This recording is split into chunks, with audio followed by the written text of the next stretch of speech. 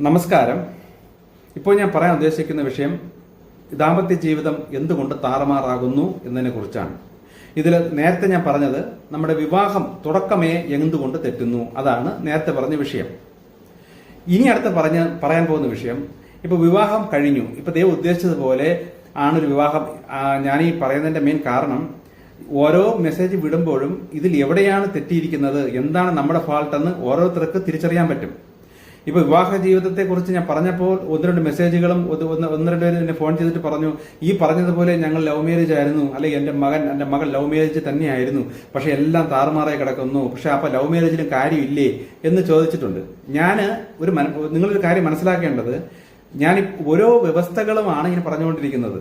ഇതിൽ ഏതെങ്കിലും ഒരു വ്യവസ്ഥ തെറ്റിയാൽ മതി, ആ വ്യവസ്ഥയിലൂടെ നെഗറ്റീവ് ശക്തി ശല്യം ചെയ്തുകൊണ്ടേയിരിക്കും. അപ്പൊ വിവാഹത്തിന് തന്നെ അതിന്റെ പ്രധാന വ്യവസ്ഥയാണ് ഞാനിപ്പോൾ പറഞ്ഞ ഒരു വ്യവസ്ഥ. പക്ഷെ ഇതുകൊണ്ട് മാത്രം സക്സസ് അല്ല. കാരണം നെഗറ്റീവ് ശക്തികൾക്ക് നമ്മളെ കീഴ്പ്പെടുത്താനായിട്ട് അനേക വഴികളുണ്ട്. ഇപ്പം ലഹരിക്ക് അടിമയായിരിക്കുന്ന ഒരു ഭർത്താവ് അല്ലെങ്കിൽ ഒരു ഭാര്യയും ഭർത്താവും കൂടെ ലഹരി ഉപയോഗിക്കുന്നു.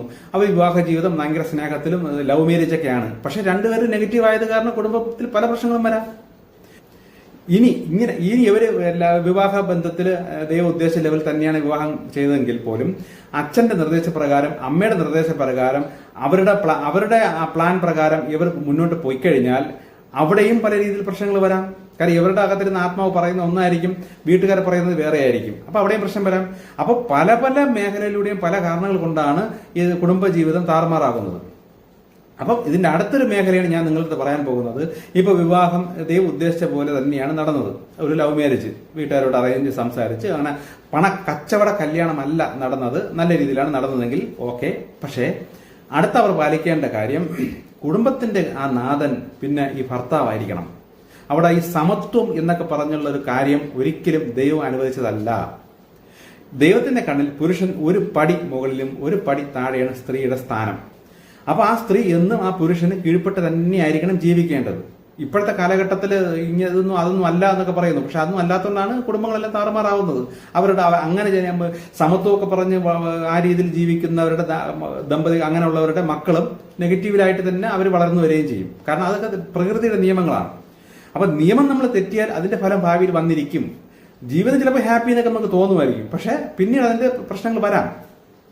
അപ്പോൾ ആ കല്യാണം കഴിഞ്ഞാൽ ആ ഗൃഹനാഥൻ അല്ലെ ആ ഭർത്താവായിരിക്കും ആ കുടുംബത്തിന്റെ തല. ഇനി അടുത്ത് ശ്രദ്ധിക്കേണ്ടത്, കല്യാണം കഴിഞ്ഞ ഭാര്യ ഭർത്താവും മാക്സിമം സെപ്പറേറ്റ് ആയിട്ട് ജീവിക്കണം. പിന്നെ അച്ഛന്റെ അമ്മയുടെ കൂടെയോ അവരുടെ കൂടെയോ ഒന്നിച്ച് ജീവിക്കുന്നത് നമുക്ക് ആത്മീയ വളർച്ചയ്ക്ക് തടസ്സമാണ്. പക്ഷെ അവർക്ക് ഇങ്ങോട്ട് വരാം, ഇവിടെ വന്ന് നിൽക്കാം, എല്ലാം ചെയ്യാം, പക്ഷെ സ്വതന്ത്രമായി ജീവിക്കണം. ഇനി അടുത്തത്, ഭർത്താവിന് ആരോഗ്യമുണ്ട്, ജോലിയൊക്കെ ഉണ്ട്, അല്ലെ സാമ്പത്തികമൊക്കെ ഉണ്ട്, ജോലിയൊക്കെ ഉണ്ടെങ്കിൽ ഭാര്യ ഒരിക്കലും സ്വന്തമായ ഒരു വരുമാനം കണ്ടെത്താൻ വേറൊരു ജോലി സമ്പാദിക്കാൻ പോകരുത്. കുടുംബത്തിന്റെ ഗൃഹനാഥൻ അതിന് പ്രാപ്തനെങ്കിൽ ഭാര്യ ആ ഗൃഹനാഥനെ സഹായിച്ചും കൊണ്ട് എന്തെങ്കിലും വേണമെങ്കിൽ ചെയ്യാം. ഇപ്പൊ ചിലർക്ക് പറഞ്ഞാൽ ഇത്രയും പഠിച്ചിട്ടുണ്ട്, ഞാൻ അത്രയും ഡിഗ്രി ഉണ്ട്, അല്ലെങ്കിൽ ഞാൻ ഇങ്ങനെയാണ് അങ്ങനെയാണ്, അപ്പൊ എനിക്ക് ജോലി ചെയ്യണം. ഭർത്താവ് അനുവദിച്ചാൽ ഭാര്യയ്ക്ക് വേറെ ജോലി ചെയ്യാം. അത് ഭർത്താവിനെ സഹായിക്കുന്ന രീതിയിലായിരിക്കണം ജോലിക്ക് പോകേണ്ടത്. അവിടെയും ദൈവത്തിന്റെ ഒരു നിയമം അല്ലെങ്കിൽ ഒരു പ്രകൃതിയുടെ ഒരു വ്യവസ്ഥയുണ്ട്.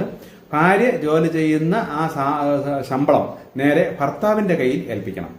അപ്പൊ ഭർത്താവ് അതിൽ ആവശ്യമുള്ളത് ഭാര്യയ്ക്ക് തന്നെ ചെലവിനായി കൊടുത്ത് അങ്ങനെ ഒരു അഡ്ജസ്റ്റ്മെന്റിൽ വേണമായിരിക്കണം ഈ ഭാര്യ ഭർത്താവ് ഒന്നിച്ച് ജോലി ചെയ്യേണ്ടത്. അല്ലാതെ ഭർത്താവ് വേറെ ജോലിക്ക് പോകുന്നു, എനിക്ക് സ്വന്തമായി 4 കാശ് കയ്യിലില്ല, എനിക്കും 4 പണം ഉണ്ടാക്കണം എന്നും പറഞ്ഞ് ഇങ്ങനെ പോയാൽ വേറെ കുഴപ്പമൊന്നുമില്ല, കുടുംബത്തിനകത്ത് പ്രശ്നങ്ങൾ വന്നിരിക്കും. ഏത് രീതിയിൽ വേണോ നെഗറ്റീവ്സ് കുടുംബത്തിൽ പ്രശ്നം ഉണ്ടാക്കാം. ചിലപ്പോൾ അവർ തമ്മിൽ സ്ഥിരം വഴക്കായിരിക്കും, തമ്മിൽ നല്ല സ്നേഹത്തിൽ നിന്ന കുടുംബമായിരുന്നു, പക്ഷെ ഇപ്പൊ എന്താണെന്നോ അങ്ങോട്ട് ശരിയാവണില്ല, ഇങ്ങോട്ട് ശരിയാവുന്നില്ല, വഴക്ക്, പ്രശ്നങ്ങൾ. കല്യാണം കഴിച്ചപ്പോഴൊക്കെ സ്നേഹിച്ചാണ് കല്യാണം കഴിച്ചത്, വീട്ടുകാരൊക്കെ സഹകരിച്ചു, പക്ഷെ കല്യാണം കഴിഞ്ഞതിന് ശേഷം പല പ്രശ്നങ്ങൾ. ഇതിന്റെയൊക്കെ മെയിൻ കാരണം ഇങ്ങനെ ഒരു വ്യവസ്ഥ തെറ്റിയാൽ ഈ പ്രശ്നം വരാം. ഞാൻ പറഞ്ഞു പല പ്രശ്നം കൊണ്ട് നമുക്ക് കുടുംബം താളം തെറ്റാം, അല്ലെ മറ്റുള്ളവരുടെ വല്ല ദുഷ്ടപ്രയോഗമൊക്കെ നമ്മളെ ബാധിക്കും. അതൊക്കെ പിന്നെ പറഞ്ഞുതരാം.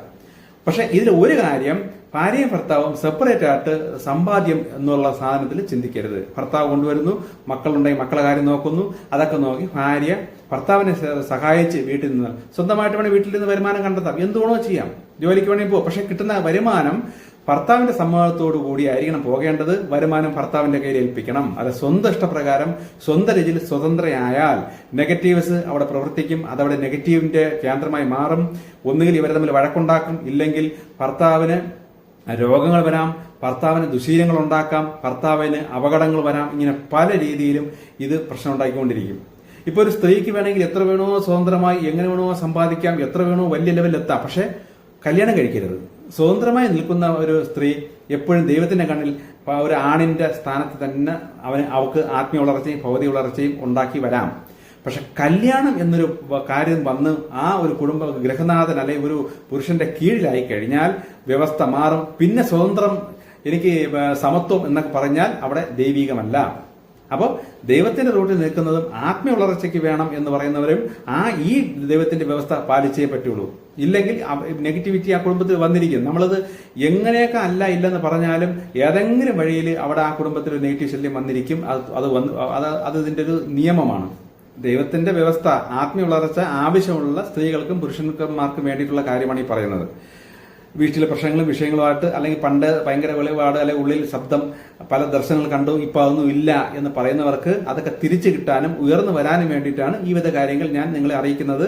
ദൈവം എനിക്ക് പറഞ്ഞ കാര്യങ്ങളാണ്. ഇനി അടുത്ത പറയാൻ പോകുന്ന വിഷയം, സ്ത്രീകളായാലും പുരുഷന്മാരായാലും മേക്കപ്പും ഈ ശരീര ഭംഗിയാക്കുന്ന പരിപാടികളും ഇതൊന്നും ചെയ്യാൻ പാടില്ല. ചെയ്താൽ കുഴപ്പമൊന്നുമില്ല, ആത്മാവ് വളരൂല, അത്രയേ ഉള്ളൂ. ഒരു കല്യാണത്തിന് മുൻപാണെങ്കിൽ പോലും ഒരു അത്യാവശ്യം നല്ലൊരു ഭർത്താവിനെ അല്ലെങ്കിൽ നല്ലൊരു ആണിനെ എനിക്ക് കിട്ടണം എന്ന് ആഗ്രഹിക്കുന്ന പെൺകുട്ടികൾക്ക് അത്യാവശ്യം ഒരുങ്ങിയൊക്കെ പോകാം. പക്ഷെ കല്യാണം കഴിഞ്ഞ് ഭർത്താവിന്റെ കീഴിലായി കഴിഞ്ഞ സ്ത്രീകൾ പുറമെ ഒരു ആഡംബരവും കാണിക്കാൻ പാടില്ല. ശരീരത്താണെങ്കിലും മുഖത്താണെങ്കിലും ഒരിടത്തും. അങ്ങനെ ചെയ്താൽ അവർ പോലും അറിയാതെ നെഗറ്റിവിറ്റി കൂടിക്കൂടി വന്നുകൊണ്ടേയിരിക്കും. വിശദീകരിച്ച് പറഞ്ഞാൽ മേക്കപ്പ് സാധനങ്ങൾ ഇതൊന്നും പാടില്ല. അത്യാവശ്യം നമുക്ക് കൊതിക്ക് വേണ്ടി എന്തെങ്കിലും ചെറിയ ആഭരണം അല്ല. അതേപോലെ തന്നെ പുരുഷന്മാര് വിവാഹം കഴിഞ്ഞാൽ അത്യാവശ്യ വ്യായാമം അതേ ചെയ്യാവൂ. ബോഡി ബിൽഡിംഗ് എന്നൊക്കെ പറഞ്ഞ് ശരീരത്തെ നമ്മളുടേതായ രീതിയിൽ ഓവറായിട്ട് പെരുക്കി ഷോ കാണിക്കുന്ന പരിപാടി പുരുഷന്മാരും ചെയ്യാൻ പാടില്ല. അതേസമയം ശരീരം നല്ല ഭംഗിയാക്കാം. എങ്ങനെ? അധ്വാനിച്ച് ഭംഗിയാക്കാം. അധ്വാനം ചെയ്യുമ്പോൾ നമ്മൾ കൃഷി ചെയ്യുകയോ അല്ലെങ്കിൽ എന്തെങ്കിലും ജോലികൾ ചെയ്തോ കിട്ടുന്ന ബോഡി ബിൽഡിംഗ് മസിൽ എത്രയാണോ അത്ര മതി.